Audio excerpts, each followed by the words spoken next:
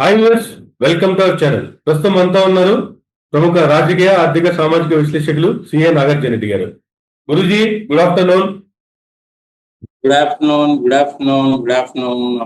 చెప్పు sir, Iran, Iraq, Israel వార్కు సంబంధించి చూసుకుంటే అమెరికా వాళ్ళ బాంబుల పరిస్థితి ఏంది, ఇరాన్ ఎక్కువై గుర్తిస్తున్నటువంటి బాంబుల సంగతి ఏంది, అసలు ఎందుకు ఇప్పుడు ట్రంప్ గారు సీజ్ ఫైర్ అనౌన్స్ చేయాల్సి వచ్చింది, దీనికి సంబంధించి ఏం చెప్తారు సార్? ఆడ ప్రధాన ఉద్దేశం ఏంటి?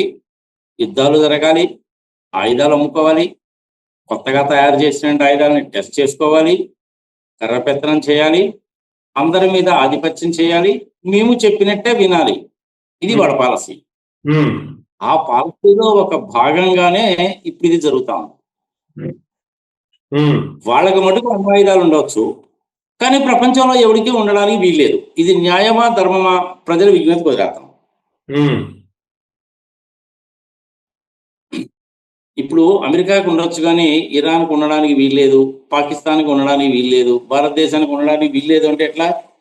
నీకొక నీతి, నీకొక నిజాయితీ, నీకొక ధర్మమా? నా దేశము, నా ప్రజలు కాపాడుకోవడానికి నేను చేసుకుంటాను, వాళ్ళ దేశాన్ని కాపాడుకోవడానికి వాళ్ళు చేసుకుంటారు. ఇరాన్ వాళ్ళు కూడా అదే పద్ధతి, ఇజ్రాయెల్ వాళ్ళది కూడా అదే పద్ధతి. బెదిరిస్తే ఎట్లా? ఒకప్పుడు ఇరాక్ మీద కూడాను చెప్పిన కారణమే ఇప్పుడు ఇరాన్ కూడా చెప్తున్నారు అమెరికా వాళ్ళు. అప్పుడు ఇరాక్లో ఏం చెప్పారు? నువ్వు అణ్వాయుధాలను పోగు చేసుకుంటున్నావు కాబట్టి అని దేశం మీద యుద్ధం చేసి ఆ ఇరాక్కి సంబంధించిన దేశం అంతా కూడా నువ్వు సర్వనాశనం చేసేసి ఆ ఇరాక్కి సంబంధించిన అధ్యక్ష పదవిలో ఉన్నటువంటి వాడు ఎక్కడో గుహల్లో దాక్కుంటే బయటికి తీసుకొచ్చి వాడిని కూడా చంపేసి కదా. అదే కారణం ఇప్పుడు ఇరాన్ మీద కూడా చెప్తున్నారు.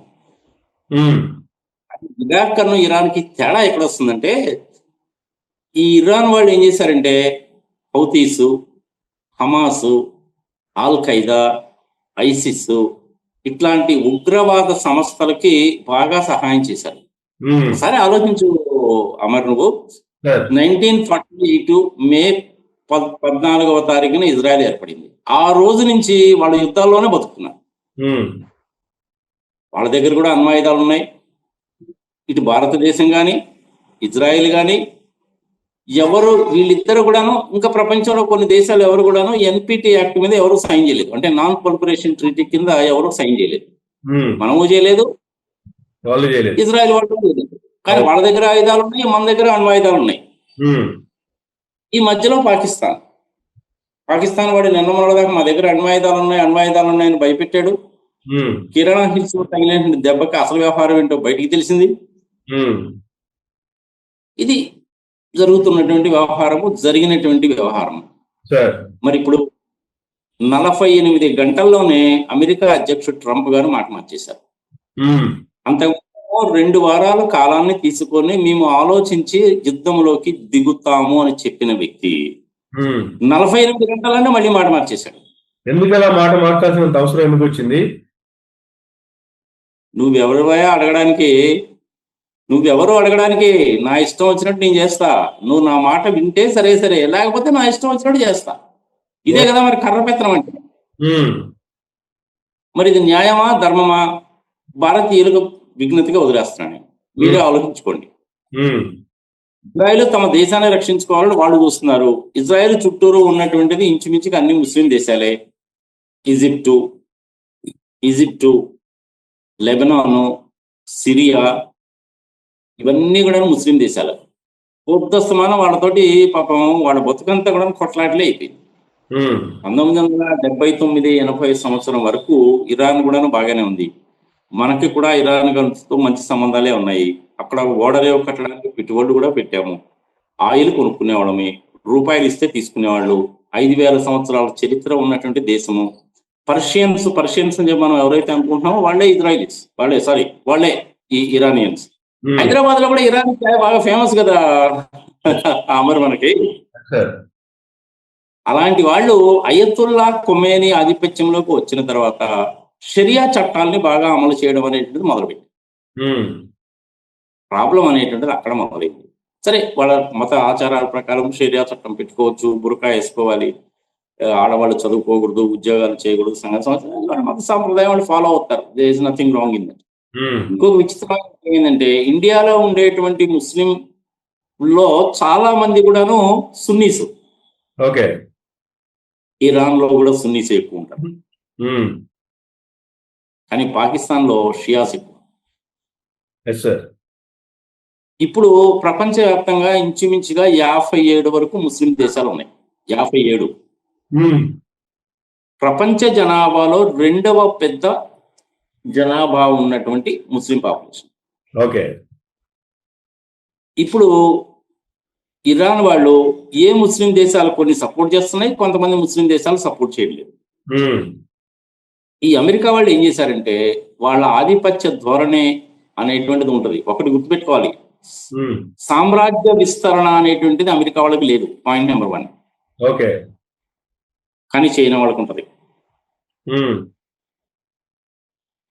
ఈ అమెరికా వాళ్ళు వాళ్ళకి సంబంధించినటువంటి ఎయిర్ ఫోర్స్ బేసెస్ కానీ, నేవల్ బేసెస్ కానీ కొన్ని దేశాల్లో అయితే 2500 దగ్గర నుంచి మొదలుపెట్టి 10,000 వరకు సైనికులను కూడా ఉంచారు. ఓకే. ఇవన్నీ ఎక్కడెక్కడ ఉన్నాయంటే సౌదీ అరేబియాలో ఉన్నాయి, ఇరాక్లో ఉన్నాయి, ఖతార్లో ఉన్నాయి, అబుదుబీలో ఉన్నాయి, దుబాయ్లో ఉన్నాయి, ఇక్కడ దేశాలన్నింటిలో కూడా ఉన్నాయి. ఓకే. ఇప్పుడు ఇరాన్ వాళ్ళు ఏం చేశారంటే అదే చెప్పారు కదా, ఐతుల్లా ఖొమైనీ చెప్పాడు కదా, నీ సంగతి ఏందో తేలుస్తానన్న లెవెల్లో చెప్పాడు కదా ఆయన. Yes sir. ఆయన డైరెక్ట్ గా అమెరికా మీద యుద్ధంగానే చేయాలంటే ఇంచుమించుగా ఒక 8,000 9,000 కిలోమీటర్ల దూరం ఉంటుంది. మిజైల్స్ కూడా లేవు వాళ్ళ దగ్గర, అంత కెపాసిటీ ఉన్న మిజైల్స్ కూడా లేవు వాళ్ళ దగ్గర, ఇరాన్ వాళ్ళ దగ్గర. హ్మ్. అందుకని వాళ్ళు ఏం చేశారంటే వాళ్ళకి దగ్గరలో 1,500 కిలోమీటర్లు 2,000 కిలోమీటర్లు పోగలిగినటువంటి డ్రోన్స్ కానీ మిజైల్స్ కానీ ఏవైతే ఉన్నాయో వాటన్నిటిని కూడాను ఖతారు, అబుదాబి, సౌదీ అరేబియా, దుబాయ్ ఇట్లాంటి దేశాల మీద ప్రయోగించడం మొదలుపెట్టారు. హ్మ్. ఖతార్లో నాకు బాగా మంచి మిత్రుడు, నా క్లయింట్ కూడా అతను గవర్నమెంట్ లో మంచి పొజిషన్ లో ఉన్నాడు, కన్సల్టెంట్ గా కూడా ఉన్నాడు. రాత్రి 8:30 అంటే వాళ్ళ లోకల్ టైం 8:30, మన నైట్ టైం అయితే 11:30 అనుకో. హ్మ్. అప్పుడు నేను ఏంటి పరిస్థితి ఎలా ఉంటే ఏంటి సంఘ సంవత్సరం న్యూస్ వస్తా ఉంది, ఇది ఎంత మొత్తం కరెక్ట్ అయ్యా బాబు అని అడిగాను నేను ఆయన. సార్. ఒక 1.5 అవర్ కింద సైరన్ అది మోగించారండి, టుక్కు టుక్కు టమ్ముడు అని చెప్పి ఏదో పేలినాయి, కానీ గగనతలంలోనే ఆ మిజైల్స్ అన్నింటినీ కూడా ఇంటర్సెప్ట్ చేసేసారండి, హ్మ్. ఏదో కొంచెం డ్యామేజ్ జరిగి ఉంటుందండి అనేసి అన్నాడు. ఓకే. ఆఫీస్ లో ఉన్నారా, ఇంటికి వెళ్తున్నారా అనేసి అంటే, నేను ఆఫీస్ నుంచి బయటకు వచ్చేసరికి పరిస్థితి ఈ విధంగా ఉంది, సైరన్ ఇచ్చారు కాబట్టి నేను కూడా పోలేదు, తర్వాత మళ్ళీ అనౌన్స్ చేసినప్పుడు వెళ్తాను అనేసి అన్నాను. హ్మ్. ఇప్పుడు ఇజ్రాయెల్లో కూడాను అదే పరిస్థితి, దుబాయ్లో కూడాను అదే పరిస్థితి. సో అది ఇరాన్ వాళ్ళ స్ట్రాటజీ. ఓకే. అది అమెరికా వాళ్ళ B-52 స్టెల్త్ బాంబర్స్ అని ఉంటాయి. హ్మ్. అవి ప్రపంచంలో చాలా చోట్ల పెట్టారు అనమాట. వాళ్ళు చాలా హైలీ పవర్ఫుల్ ఎయిర్ క్రాఫ్ట్స్ అవి. వాటికి ఈ బంకర్ బస్టర్ బాంబ్స్ ని అటాచ్ చేయొచ్చు. ఓకే. ఇరాన్ వాళ్ళ దగ్గర ఉన్నటువంటి 3 ప్రధానమైనటువంటి అణుస్థావరాల్లో centrifugal equipment, enrichment, uranium enrichment ఎక్కడైతే జరుగుతుందో ప్రధానంగా 3 ప్లేసులు ఉన్నాయి. ఆ 3 ప్లేసుల మీద కూడాను వీటి ద్వారా వాళ్ళు అటాక్ చేశారు. హ్మ్. దానికి ఉండేటువంటి బంక్ బస్టర్స్ అనేటువంటిది ఒక 60 మీటర్ల వరకు మాత్రమే వెళ్తుంది, కానీ వాడు భూగర్భంలో 90 మీటర్ల లోతులో పెట్టుకున్నారు దాన్ని. ఓకే. సో ఇప్పుడు గుండె మింగేవాడు అక్కడ ఉంటే గుళ్ళో లింగాన్ని మింగేవాడు అక్కడ ఉంటాడుగా, వాళ్ళ భయం అంటూ వాళ్ళకు ఉంటుందిగా. Yes sir. Okay. So Iran వాళ్ళు ఆ విధంగా పెట్టుకున్నారు, వీళ్ళు చాలా వరకు డిస్ట్రాయ్ చేశారని చెప్పి వీళ్ళు క్లెయిమ్ చేస్తారు. కొంచెం జరిగింది కానీ అమెరికా వాళ్ళు చెప్పినంత డ్యామేజ్ జరగలేదని చెప్పి ఇరాన్ వాళ్ళు అంటారు. హ్మ్. ఇవన్నీ మామూలే, చాలా మామూలే. ఎన్ని యుద్ధ విమానాలు పోయినాయి, ఎంతమంది సైనికులు చనిపోయారు అనేటువంటిది యుద్ధం అయిపోయిన తర్వాత ఇరాన్ వాళ్ళు ఇజ్రాయెల్ మీద చేసినప్పుడు కూడాను ఇజ్రాయెల్లో ఉండేటువంటి టెల్-అవివ్ లాంటి ప్లేసెస్ లో, జెరూసలేం లాంటి ప్లేసెస్ లో జనావాసాల మీద కూడా మరి అదే పని మనం చేయొచ్చు కదా. మనం సింధూర్ 1, సింధూర్ 2 చేసాం కానీ మనం చేయలేదు ఆ పని. అవును. మీన్వైల్ రష్యా, చైనా ఇద్దరు కూడాను ఇరాన్కి సపోర్ట్ చేస్తారు. ఓకే. ఆచితూచి మాట్లాడుతూ ఉంటారు. జనరల్ గా ఈ చైనా వాళ్ళు, రష్యా వాళ్ళు, వేరే దేశాల వాళ్ళు ఎవరు కూడాను తొందరగా గబగబా మాట్లాడరు, ఆచితూచి మాట్లాడతారు. హ్మ్. సంపూర్ణ బిహేవియర్ కి వీళ్ళ బిహేవియర్ కి చాలా తేడా ఉంటుంది. ఆయన పొద్దున ఒక మాట, మధ్యాహ్నం ఒక మాట, సాయంత్రం ఒక మాట చెప్తాడు. కానీ పుతిన్ గారు అలా కాదు, జిన్పింగ్ గారు అలా కాదు, మన ప్రధానమంత్రి మోడీ గారు కూడా అలా కాదు. పహల్గామ్ లో జరిగిన తర్వాత 15 రోజులు టైం తీసుకున్నాం కదా మనం. కారణం ఏంటి? ప్రిపేర్ కావాలి. కొట్టేటువంటి దెబ్బ సావు దెబ్బ తగలాలి. సావు దెబ్బ తగిలింది. నాకు తెలిసినంత వరకు ఆ 2 దెబ్బలు సరిపోవమ్మా. ఓకే. ఇంకొక దెబ్బ గట్టిగా పడితే గానీ పాకిస్తాన్ దారికి రాదు. ఇది ఒక పాయింట్. ఒక పక్కేమో పాకిస్తాన్ లో టెర్రరిజం ఉంది. అలాంటి వ్యక్తిని ఎదురుగా కూర్చోబెట్టుకొని ప్రత్యేకమైన ఇన్విటేషన్ ఇచ్చి భోజనం చేసి అతనేమో ట్రంప్కి నోబెల్ ప్రైజ్ ఇవ్వాలని చెప్పి అంత చేటు చేసి 2 రోజులు స్ట్రాటజీ మార్చేశారు. చూసావా? ఎందుకు మార్చేశారు అంటే మరి దాన్నే గ్లోబల్ స్ట్రాటజీ అంటారు. అమెరికన్ ప్రెసిడెంట్స్ రిపబ్లికన్స్ అయినా డెమోక్రాట్స్ అయినా ఎప్పటి నుంచో తీసుకోను, 30-40 సంవత్సరాల నుంచి తీసుకో. ఎప్పటి నుంచి? జిమ్మీ కార్టర్ టైం దగ్గర నుంచి తీసుకో. లేదా ఇంకా అంతకంటే 60 జాన్ ఎఫ్ కెనడీ దగ్గర నుంచి తీసుకో. క్యారెట్ అండ్ అప్రోచ్ అంటారు అన్నమాట వీళ్ళు దాన్ని. అది ఒక పక్క పెట్టినట్టే ఉంటారు, ఇంకో చేతితోటి లాగేసుకుంటా ఉంటారు. PL 480 అనే స్కీమ్ కింద వాళ్ళకి సంబంధించిన గోధుమలు, ఆయిల్ సంగతి సమాచారం ఇచ్చారు. నేను కూడా స్కూల్లో ఉన్నప్పుడు మధ్యాహ్నం కూడా భోజనం పెట్టారు. వాళ్ళు సహాయం చేశారు. కానీ అదే సహాయం అనేది పాకిస్తాన్ దగ్గరికి వచ్చేసరికి ఆయుధాల రూపంలో ఇచ్చారు. అంతర్జాతీయంగా ఒప్పందాలు జరిగినప్పటికీ కూడా వైలేట్ చేసేస్తారు. యునైటెడ్ నేషన్స్ ఆర్గనైజేషన్ అంటే లెక్క చేయరు. ఇంటర్నేషనల్ మానిటరీ అంటే వాళ్ళ చేతిలో ఉండేది కాబట్టి వాళ్ళకి ఇష్టం వచ్చిన వాళ్ళకి ఇస్తారు. టెర్రరిజాన్ని పోషించడానికి డబ్బులు ఇచ్చారా అమెరికా వాళ్ళు? లేదా అంటే మొన్ననే కదా వరల్డ్ బ్యాంక్ దగ్గర నుంచి కూడా డబ్బులు ఇచ్చారు. టెర్రరిస్ట్ కంట్రీ అనే సంగతి అమెరికాకి తెలుసు కదా. 3000 మంది చనిపోయారు కదా. సెప్టెంబర్ 9th ఏందో మనం చూసాం కదా. ఇన్ని జరిగిన తర్వాత కూడా 10 సంవత్సరాల దాకా వెయిట్ చేసి ఒసామా బిన్ లాడెన్ని వాళ్ళ దేశంలోకి వెళ్ళి చంపేశారంటే పాకిస్తాన్ టెర్రరిజాన్ని పెంచి పోషిస్తుంది అనడానికి ఇంతకంటే నిదర్శనం ఏం కావాలి నీకు? అలాంటి పాకిస్తాన్కి సంబంధించిన సైనికాధికారిని ఎదురుగా కూర్చోబెట్టుకొని నువ్వు భోజనం చేసి 2 రోజులు కాగానే మళ్ళీ నువ్వు మాట మార్చేసావు. ఎలా మాట? నేను ఎన్నో వీడియోలో చెప్పాను, మరి చాలా వీడియోలో చెప్పాను. రష్యా వాళ్ళు మరి వియత్నాం వాళ్ళు మనకి మంచి మిత్రులు. ముస్లిం దేశాలన్నింటికి కూడాను సౌదీ అరేబియా, దుబాయ్ ఇట్లాంటి వాళ్ళు కూడా మనకు మంచి మిత్రులే. ఇండోనేషియా కూడా మనకు మంచి మిత్రుడే. టర్కీ, మలేషియా కొంచెం అటు ఇటుగా ఉంటుంటారు అప్పుడప్పుడు. ఇరాన్ కూడాను మంచి మిత్రుడే. ఒకప్పుడు ఆయిల్ పైప్ లైన్ వేసుకోండి, గ్యాస్ లైన్ వేసుకుని మా దగ్గర నుంచి తీసుకెళ్ళండి అన్నారుగా. రూపాయలు తీసుకునేవాడు వాళ్ళు. మనం ఏం చేయాలి ఇలాంటప్పుడు? ఇజ్రాయిల్స్ ని వదులుకోవాలి. 1971 జరిగినప్పుడు, 1999లో కార్గిల్, మొన్న మనకి 2025లో కూడాను హెల్ప్ చేశారు. మరి వాళ్ళని కాదనుకోలేము. మనమేమో పెట్టుబడులేమో ఇరాన్ లో పెట్టుకున్నాము. వాళ్ళు మనకి ఆయిల్ కానీ గ్యాస్ కానీ తక్కువ రేటుగా ఇస్తారు. రూపాయలు ఇచ్చినా కానీ తీసుకునేవాళ్ళు పాపం. మరి ఎవరిని కాదంటారని చెప్పు మనం.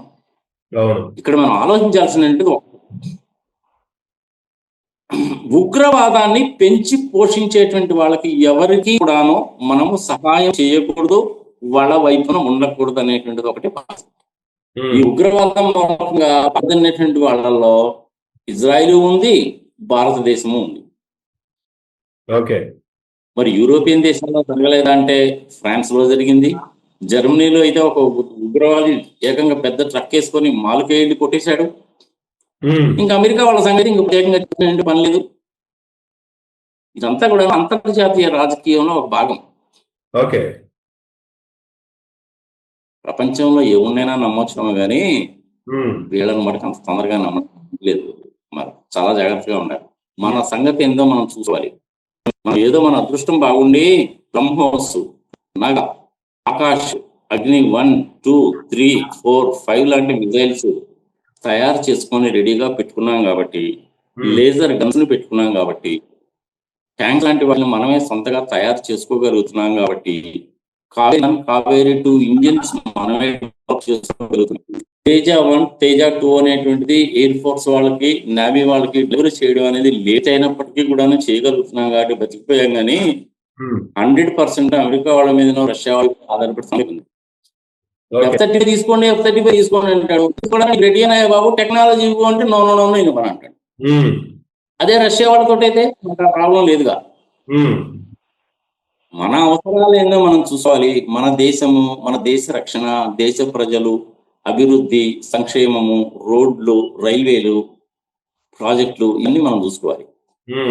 అంతర్జాతీయ రాజకీయంలో ఏంటంటే స్వార్థము ఉంటుంది, ఆధిపత్య ధోరణి ఉంటుంది. స్వార్థం అనేటువంటిది కామన్, అన్ని కలిగే ఉంటాయి. అది యూరోపియన్స్ కానీ, అమెరికన్స్ కానీ, చైనీస్ కానీ ఎవరికైనా ఉంటుంది. కానీ ఆధిపత్య ధోరణి అనేటువంటిది అమెరికా వాళ్ళకి మాత్రమే. ఎందుకు ఒప్పుకుంటారా అని నీ చెప్పినట్టు అయినాలంటే డెమోక్రాటిక్ కంట్రీగా లక్షల మంది 200 సంవత్సరాల కింద నాకంటే భూభాగంలో మర్యాద, గౌరవం, నువ్వు దాన్ని దుర్వినియోగం ఇది తగదు. అందుకని ఇరాన్ కి ఇజ్రాయెల్ కి మధ్యలో జరుగుతున్నటువంటి యుద్ధం విషయంలో మొట్టమొదటిలో మేము జోక్యం చేసుకోమని చెప్పి 15 రోజుల తర్వాత మా ఉద్దేశం ఏందో చెప్తామని చెప్పి అవన్నీ చెత్తబలు వేసి 2 రోజుల్లోనే నువ్వు చేసావంటే ఏంటి? ఇది ఒక స్ట్రాటజీ అన్నమాట. 15 రోజులు ఉంది కదా చూద్దాంలే అని చెప్పి ఇరాన్ వాళ్ళు ఊరుకుంటారు. ఇజ్రాయిల్ వాళ్ళు ఏం మాట్లాడతారో చూద్దాము, వాళ్ళు ఏం చేస్తారో చూద్దాము అని తప్పుదో పట్టించడం అన్నమాట. దీన్ని తప్పుదో పట్టి అమెరికా మనం కూడా చేసుకోవడానికి టైం అట్లా తీసుకోలేదా? మనకి సంబంధించిన నావికా దళాన్ని కూడాను ఇంచుమించుగా కరాచీ పోర్ట్ దాకా మనం పంపించలేదా? ఎవరికైనా చేస్తారా? ఎవరైనా కానీ అలాగే చేస్తారు. అది రాహుల్ గాంధీ ఉన్నా, సోనియా గాంధీ ఉన్నా, మన్మోహన్ సింగ్ ఉన్నా, పివి నరసింహారావు ఉన్నా, ఎవరున్నా దేశ రక్షణ, ప్రజలు, ప్రజల యొక్క అభివృద్ధి, సంక్షేమం ఎవరైనా చూస్తారు. అంతే కదా. అది మనం చూసుకుంటాం, ఇరాన్ చూసుకుంటుంది, అమెరికా చూసుకుంటుంది. కానీ ప్రధానమైన తేడా ఎక్కడుందంటే పాకిస్తాన్ ఎక్స్పోర్ట్ అంటే తెలిసి కూడా ఉగ్రదాన్ని పెంచి పోషిస్తుంది అని తెలిసి కూడా అలాంటి పాకిస్తాన్కి అమెరికా వాళ్ళు సహాయం చేయడం అనేది మనకు నచ్చదు. ఏ భారతీయుడికి నచ్చదు, ప్రపంచంలో చాలా దేశాలకు నచ్చదు. కానీ యూరోపియన్ కంట్రీస్ ఎందుకు ఊరుకుంటారు అంటే ఒకటే పద్ధతి, ఎవరి కింద నీళ్ళు వస్తే తెలుస్తుంది, అబ్బాయి వాళ్ళకి తెలియదుగా. సో ఇది అందుకని ఇది ఎంతకాలం సాగుతుంది అంటే మాక్సిమం మేబీ 3-4 days. ఎన్రిచ్ చేసినటువంటి మెటీరియల్ 400 kgs ఎక్కడికో వేరే చోటికి తరలించారు. వాళ్ళు ఎక్కడ తరలించారో కూడా మనం చెప్తారు. ఇవన్నీ కూడా అటాలే, అంతకంటే ఉండవు. ఇవన్నీ అటాలు తప్ప ఏమి ఉండవు. ఐతుల్లా కొమేనీని చంపేయాలి అంటారు. ఆయన ఎక్కడున్నాడో మాకు తెలుసు అంటారు. మరి తెలిసి ఏం చేస్తున్నావా బాబు అనేసి అంటే చెప్పాల్సిన అవసరం లేదంట. అయితే గురూజీ అమెరికా సీజ్ ఫైర్ కి ఆర్డర్ ఇవ్వడం కావచ్చు, రకరకాల డెసిషన్స్ కావచ్చు, ఈ పరిస్థితులు ఎలా ఉంటాయి? ఫైనల్ గా కన్క్లూజన్ వర్స్ అంటే ఏం చెప్తారు గురుగారు? రామాయణం అంతా ఆయన సీతారాముడికి ఏమైంది అని అడిగినట్టుగా తప్పులేదు, నువ్వు అడగడంలో తప్పులేదు. ఫైనల్ కంక్లూజన్ అనేటువంటిది బుల్లెట్ పాయింట్స్ లో చెప్పాలి అంటే అంతర్జాతీయ రాజకీయాలు అనేటువంటిది చాలా విచిత్రంగా ఉంటాయి. దాని మీద వీడియో చేశాం. ట్రంప్ గారు ఎప్పుడు ఏం మాట్లాడతారన్న సంగతి ఆయనకే తెలియదు. I'm sorry to say this. 48 గంటల్లోనే ఆయన మాట మార్చేశాడు. చూసిందే మనం. ఇజ్రాయిల్ ని, ఇరాన్ ని ఇద్దరిని కూడాను నేను ఒప్పించాను. నో సీజ్ ఫైర్ కాదు, సీజ్ ఫైర్ అని చెప్పాను. వాళ్ళిద్దరు ఒప్పుకున్నారు అని చెప్పాడు. పాకిస్తాన్ కి ఇండియాకి జరిగినప్పుడు కూడా అలాగే చెప్పాడు. సరే, ఆయన అలాగే చెప్తూ ఉంటాడు, మనం పెద్దగా పట్టించుకోవాల్సినటువంటి పని లేదు. ఇటు ఇజ్రాయెల్ ఆపలేదు, అటు ఇరాను ఆపలేదు. నేను నా అనుభవాలు ఏంటో కూడా చెప్పాను. సో మధ్యలో పుతిన్ గారు ఒక మాట చెప్పారు, జిన్పింగ్ గారు ఏమీ చెప్పలేదు. యుద్ధం అయితే మటుకు కంటిన్యూ అవుతూనే ఉంది. ఇజ్రాయెల్ అంత తేలిగ్గా వదిలిపెట్టేటువంటి వాళ్ళు కాదు. గాజా స్ట్రిప్ లో జరిగినటువంటి దాంట్లో హూతీస్ ఇంకా వేరే వాళ్ళు ఎవరినైతే విధ్వంసం చేయాలి, తుదముట్టించాలి అనుకున్నారో ఆ పని చాలా వరకు చేశారు. ఇటు హమాస్ కానీ హూతీస్ కానీ ఆల్మోస్ట్ కుదేలైపోయినాయి. కానీ తర్వాత వాళ్ళు ఇరాన్ మీద పడ్డారు. ఇరాన్ మీద ఎందుకు పడ్డారు అంటే, ఒకప్పుడు బాగా ఫ్రెండ్లీగా ఉండేటువంటి వాళ్ళు ఇప్పుడు ఇరాన్ మీద ఎందుకు పడ్డారు అంటే, వాళ్ళ చేతిలో అణ్వస్త్రాలు కనుక ఉంటే అవి కనుక టెర్రరిస్ట్ చేతుల్లోకి వెళ్తే ప్రపంచానికే ముప్పు. మంచిదే కదా అది. అమెరికా వాళ్ళకి ఇప్పటికైనా సరే బుద్ధి తెచ్చుకోవాలి. 9/11 లో 3,000 మంది చనిపోయిన తర్వాత 10 సంవత్సరాల తర్వాత ఒబామా గారు ప్రెసిడెంట్ గా ఉన్నప్పుడు పాకిస్తాన్ భూభాగంలోకి వెళ్ళి బిన్ లాడెన్ ని పట్టుకొని చంపేసినప్పుడు అయినప్పటికీ కూడా ఇంకా వాళ్ళకి బుద్ధి రాలేదంటే ఎప్పుడు వస్తుంది? మళ్ళీ ట్రంప్ గారు ఏమంటారు, మునీర్ గారిని పిలిచి పక్కన కూర్చోబెట్టుకొని మాట్లాడతాడు. మాట్లాడబెట్టినండి 2 రోజుల తర్వాతనే మళ్ళీ వచ్చేసి డియో గార్జియాలో ఉన్నటువంటి విమానాలని సిద్ధము చేసి, తన మిలిటరీని మొత్తాన్ని సిద్ధము చేసి, జనాలకి మటుకు 15 రోజుల దాకా నేనేమి మాట్లాడను, తర్వాత మాట్లాడతానని చెప్పి పక్కదోవ పట్టించి ఆ పని చేసేసాడు. ప్రధానంగా చెప్పేది ఏంటంటే, స్వార్థము, ఆయుధాలు అమ్ముకోవడము, తగాదలని పోషించడము, టెర్రరిస్టులని సమూలంగా నాశనం చేయాలనేటువంటి ఉద్దేశము ట్రంప్ గారికి లేదు అన్న సంగతి క్లియర్ గా అర్థమవుతుంది. మీ టీవీ ద్వారా ఇప్పుడు అమెరికాలో ఉండేటువంటి ప్రజలకి మళ్ళీ ఒకసారి చెప్తున్నాను, ఇంతకుముందు కూడా చాలాసార్లు చెప్పాను, మీ దేశాన్ని రక్షించుకోవడం మీ బాధ్యత. ఉద్యోగాలు ఇచ్చుకోండి, ఇల్లీగల్ గా ఉన్న వాళ్ళని గెంటేయండి, తప్పు లేదు. ఇండస్ట్రీస్ పెట్టుకోండి, తప్పు లేదు. టెర్రరిస్టులకి మీరు సహాయం చేస్తారా, చేయకుండా మానేస్తారా? టెర్రరిస్టులను సమూలంగా నాశనం చేయాలని మీరు కోరుకుంటున్నారా లేదా ఆలోచించుకోండి. మీరు ఇండియా మీద దెబ్బ తగిలింది కదా అని చెప్పి సంకలు గుర్తుకోవడం కాదు. మీకు 24 సంవత్సరాల కిందనే ఆ దెబ్బ తగిలింది, మళ్ళీ ఏదో ఒక రోజు తగులుతుంది అదే. ఈసారి వాళ్ళు New York, Chicago, San Francisco, Los Angeles లాంటి వాటి మీద, ఫ్లారిడాలో కొన్ని ప్రదేశాల మీద, డెల్లాస్ మీద, సిలికాన్ వ్యాలీ మీద కొడతారు, జాగ్రత్త. అది ఇరాన్ వాళ్ళు చేస్తారా, అందరూ కలిసి చేస్తారా అనేది మనం వేచి చూడాలి అని చెప్పి కూడా కోరుకోకూడదు. కానీ ఆ పరిస్థితి తెచ్చుకున్నారు అమెరికా వాళ్ళు. సో ఫైనల్ గా చెప్పాలంటే ఇది, రష్యా వాళ్ళు ఇంకా యుద్ధ రంగంలోకి ప్రవేశించలేదు, చైనా వాళ్ళు ఏమీ మాట్లాడలేదు, అమెరికా వాళ్ళు ఆల్రెడీ మొదలు పెట్టారు. కానీ యుద్ధం చేస్తున్నాం అన్నప్పుడు డిక్లేర్ చేయకుండా మొదలు పెట్టేశారు. 2 రోజుల్లోనే మాట మార్చేశారు. మరి ఇలాంటప్పుడు మనం అమెరికా వాళ్ళని నమ్మాలా నమ్మకూడదా? చాలా వీడియోలో చెప్పాను నేను. వాళ్ళతోటి ఏమండి బాగున్నారా అంటే బాగున్నారన్నంత వరకు మాత్రమే ఉండాలి. ఇజ్రాయెల్ తోటి, రష్యా తోటి చక్కటి ఫ్రెండ్షిప్ చేయొచ్చు. బార్డర్ విషయంలోనే తగాద కాబట్టి చైనా వాళ్ళతోటి కూర్చొని మాట్లాడుకోవచ్చు. Subrahmanya Swamy is the right person. Pakistan లో మునీర్ని కూడా అస్సలు నమ్మడానికి వీల్లేదు. మళ్ళీ ఒకసారి గట్టిగా దెబ్బ పడాల్సిందే. బెలూచిస్తాన్ సపరేట్ దేశం కావడం గ్యారంటీ. బంగ్లాదేశ్ వాళ్ళు కూడాను దారికి వస్తారు, రాక తప్పదు. ఇది అంతర్జాతీయ పరంగా చెప్పుకోవాలంటే. సో ఫైనల్ కంక్లూషన్ ఏంటంటే ఇదే, మన సంగతి ఏదో మనం చూసుకోవాలి. ఎవరి మీద కూడా ఎక్కువగా డిపెండ్ కాకూడదు. ఆర్థిక పరంగా కానీ, ఆయుధాల పరంగా కానీ, మాట పరంగా కానీ, ఉద్యోగాల పరంగా కానీ, వాణిజ్య పరంగా కానీ, ఆర్థిక పరంగా కానీ మనం మటుకు చాలా జాగ్రత్తగా ఉండాలి. $5 ట్రిలియన్ ఎకానమీకి తీసుకెళ్లడం అనేటువంటిది పెద్ద కష్టమైనటువంటి పని కాదు. మళ్ళీ చెప్తున్నా ఒకసారి, 90 లక్షల కోట్లు ఇండియాకి కనుక మోడీ గారు కనుక తీసుకొచ్చారంటే దేశ రూపురేఖలే మారిపోతాయి. 12 కోట్ల ఎకరాల భూమిని సాగులోకి తీసుకురావచ్చు, ప్రపంచానికి తిండి పెట్టచ్చు. ప్రపంచానికి అవసరమైనటువంటి ఇంజనీర్స్ ని కానీ, డాక్టర్స్ ని కానీ మనం ప్రొడ్యూస్ చేసి ఇవ్వచ్చు. అందుకని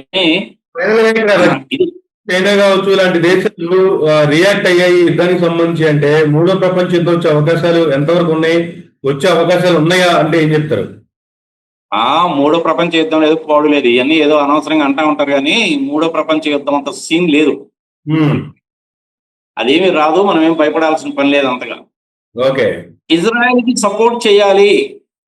ఇజ్రాయెల్ కి సపోర్ట్ ఎందుకు చేయాలంటే టెర్రరిజాన్ని నాశనం చేయాలి, టెర్రరిజాన్ని భూస్థాపితం చేయాలన్నది వాళ్ళ ఆబ్జెక్ట్ కాబట్టి. కానీ అమెరికా వాళ్ళ ఆబ్జెక్ట్ అలా కనపడలేదు. ఇక్కడ తేడా వస్తుంది మనకి. అదే అమెరికన్ ప్రజల విజ్ఞతకు వదిలేద్దాం. ట్రంప్ గారిని పెద్దగా మనం ఆలోచించాల్సిన పని లేదు. ఆయన ఎప్పుడేమంటాడో ఆయనకే తెలియదు. Thank you. జరుగుతున్నటువంటి వారికి సంబంధించి అనేక అంశాలు కూలంకషంగా మా ప్రేక్షకులకు తెలియజేసినందుకు. ఇదండి నాగార్జున రెడ్డి గారి ఈనాటి ఇంటర్వ్యూ. మరో ఇంటర్వ్యూలో మళ్ళీ కలుద్దాం. చూస్తూనే ఉండండి మైరా మీడియా.